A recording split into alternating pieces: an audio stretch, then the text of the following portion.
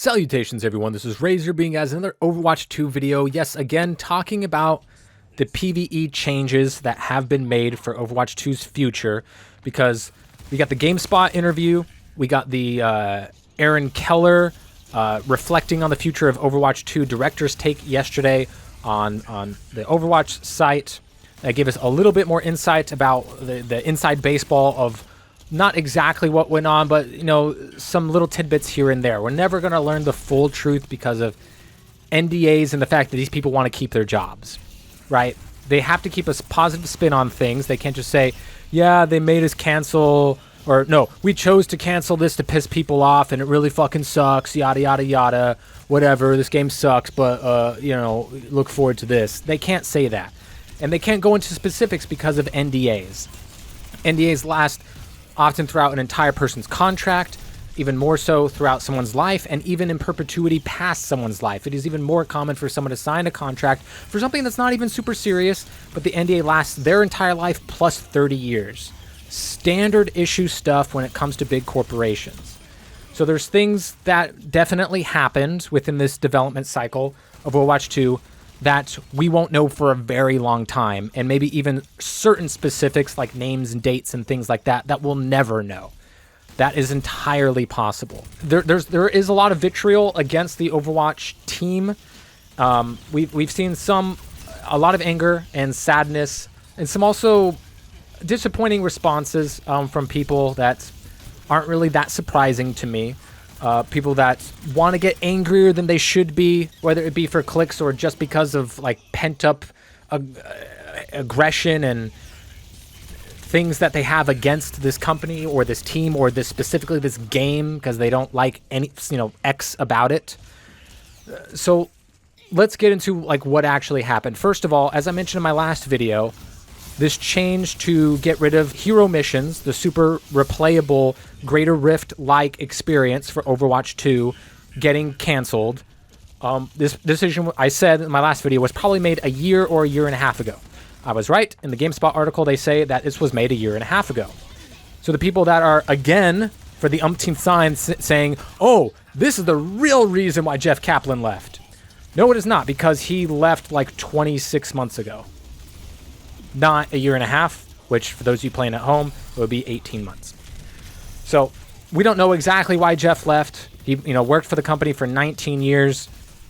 We're not exactly sure. We might not know for a very long time. We might not ever know, because by the time somebody knows, nobody's going to care, right? Because this will be, X amount of years from now. The narrative that Overwatch team lied to us and that they continue to lie just to try to make a quick buck is completely false. These are just people either trying to get clicks or more likely are just angry people looking to get angry, and they're twisting things around. We can be really sad and angry that we aren't getting a portion of the PVE experience that we were told in 2019 with the announcement of Overwatch 2 that we were going to get. Because we were told Overwatch 2, we were going to get Overwatch 1, right? We were going to get the PvP experience. We were going to have new characters. We were going to have new maps. We were going to have new game modes. It was going to be awesome because that's the game that we all fell in love with, right? And then, later on we learned it was going to be 5v5 after a bit, and the changes that had to be made to pretty much every single hero because of that.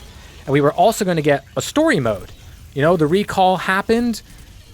Brig and Ryan came in with Genji, and they saved the day, and Echo came in, and Overwatch is back, baby. Here, everyone, welcome May. Here she is. We're still going to get that story. We're not going to get it all at once. We're going to get piecemealed every season, but at least it will be every season, and not, we're not going to have gaps in between. But it's not going to be its own standalone game that would most likely cost X amount of dollars, that would come with an entire Overwatch 2 story mode, as well as the hero missions, which was going to be constantly updated as a live service game with, new challenges, new maps and things like that, maybe new powers with the skill tree that was going to give us all kinds of awesome replayability. I was super excited for this, more so than most people, even the ones that are, really, really upset right now. because I've experienced really, really good PVE. I think in its best form was in Mass Effect 3's multiplayer. And maybe you don't know that Mass Effect 3 had a multiplayer, but it did. It was, you had a team of 4 people, and you got to play in a PVE realm against these AI opponents that were different enemy types, and you were on different maps, and you had all these different characters with all these different powers, with these different skill trees that you can do in many different ways to make different builds to combo with different powers, different teammates' abilities, or your own weapons to make things super duper difficult for you if you wanted to handicap yourself and use something that's like really weak but it's fun, or you can maximize and go super try hard and use like the most powerful, overpowered things possible, and anything in between. It was super duper fun and insanely repeatable. And then I've had experiences in Diablo 3, the Greater Rifts system. That's what we keep coming back for. Season after season, I would jump into the Greater Rifts. We would blast through the story mode so we can get to level 60, and then we get to the DLC, get to level 70, and then we can grind our way up, get the caches, and, grind for those primals, baby. We get all our ancients, get all our different builds that had, maybe different abilities or some, tweaks to the balancing in between seasons. And it was fun. We had all these different characters, not a ton, but a lot of different builds in between them to coincide with the different abilities, as well as your weapons and armor, right? And that was really fun. And like that idea just psyched me out of my mind for this to happen in Overwatch, a game I really, really like. And that is the portion that we are no longer going to have. But to say that PvP has been canceled outright is clickbait. It's wrong, because we're still getting the story mode. We're still going to get to all the lore from everything that's happened. We're still getting the cinematics. We're getting cutscenes. We're getting character interactions. We're going to learn what happens after that humongous Omnic attacked Paris and Overwatch team got together. We are going to learn what happened. We're not going to be able to binge play it and play it all at once. It's going to be, content drop every single season. We don't know, how many hours of, single player or, at the very least PvE content we're going to get. And obviously you'll be able to play it alone or, with friends and things like that. And that still will be fun.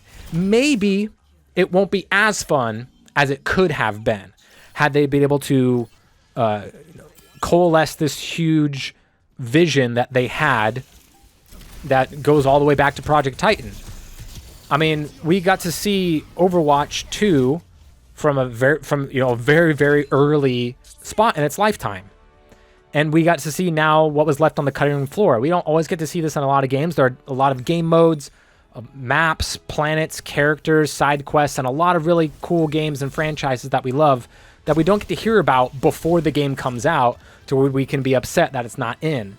And this was a very hyped up, very promising, fun-looking part of Overwatch 2, but we're still getting the story mode. To say that PvE is canceled, it's not. It's just being diminished. Instead of getting the story mode and the hero missions, we're just getting the story mode.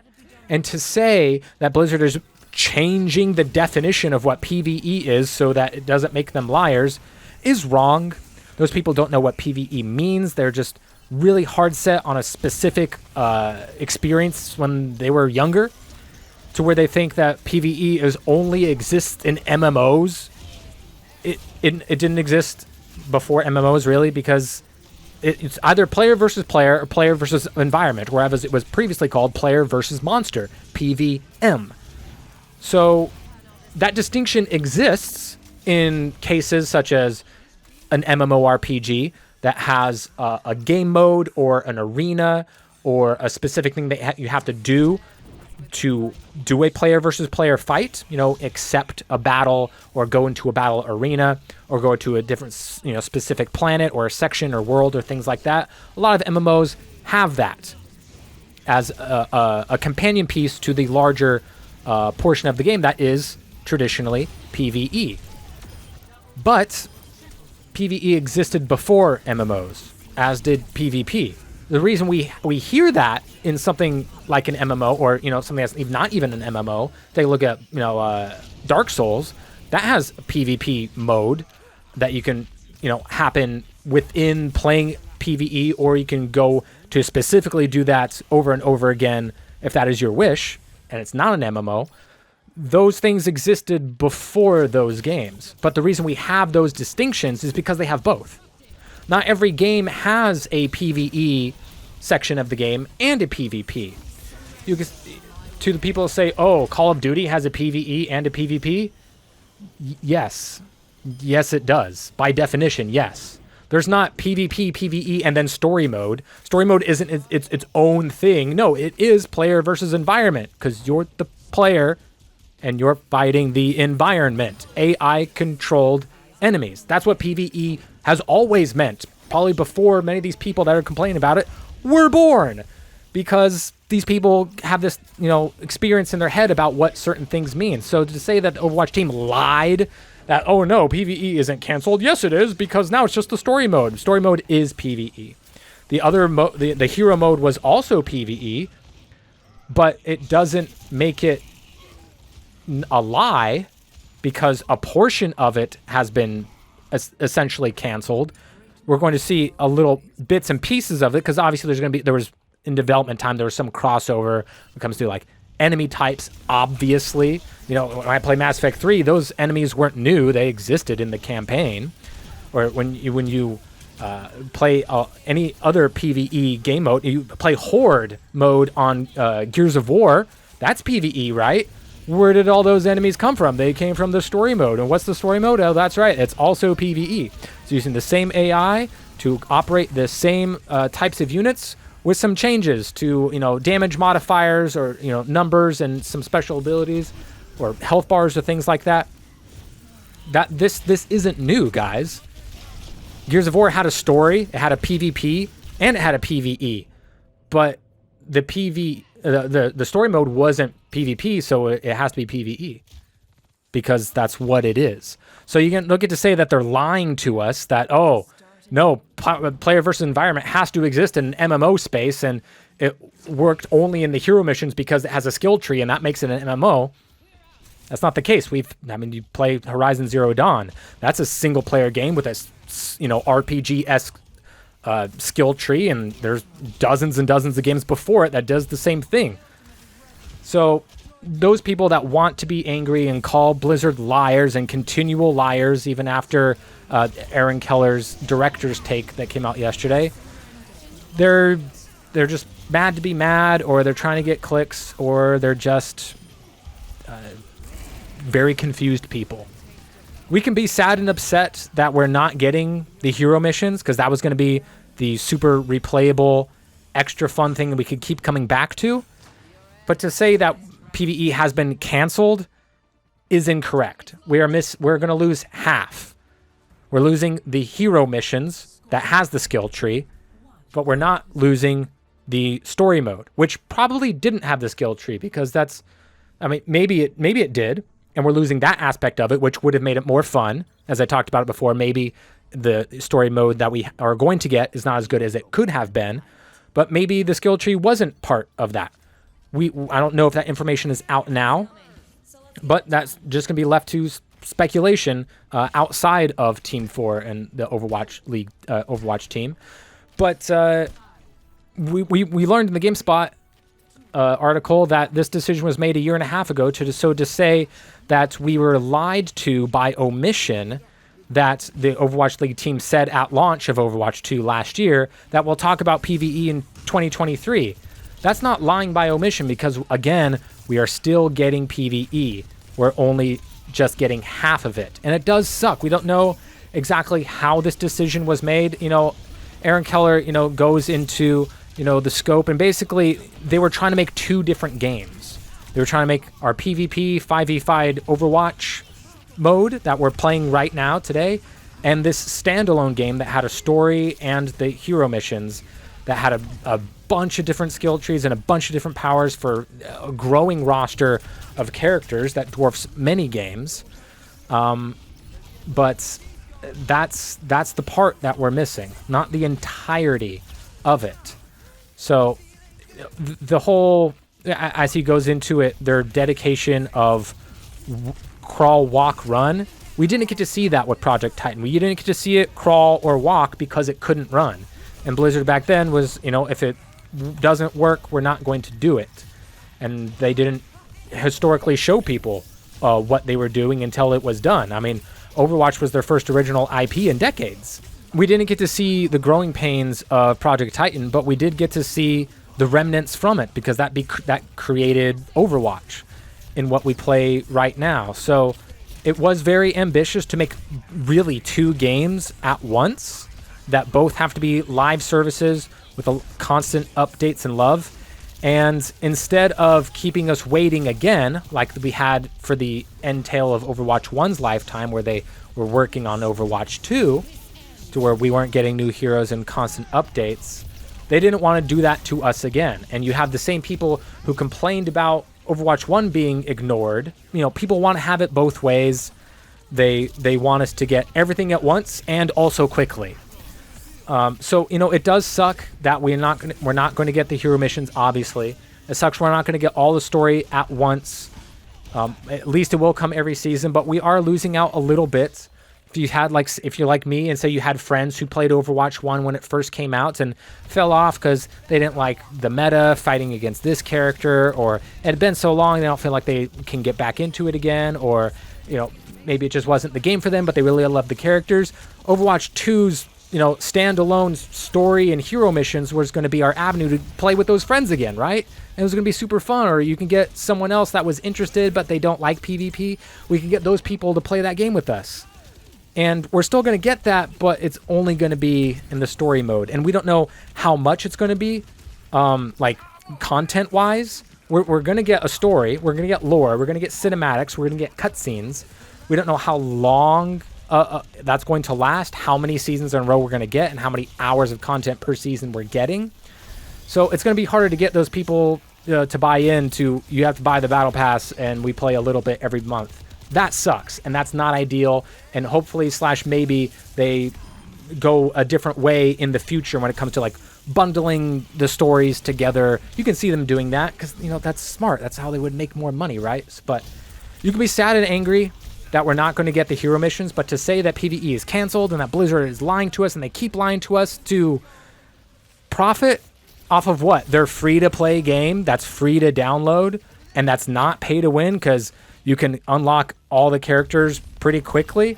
I didn't get the Battle Pass this season. I got Lifeweaver before he was even available to play in competitive, to where I was able to learn him, play him, and play him in competitive the day he was available. So if you want to be sad and angry, that's totally fine. But be sad and angry about the right things and toward the right people. There's a lot that they can't say, and there's a lot that they have to contractually say.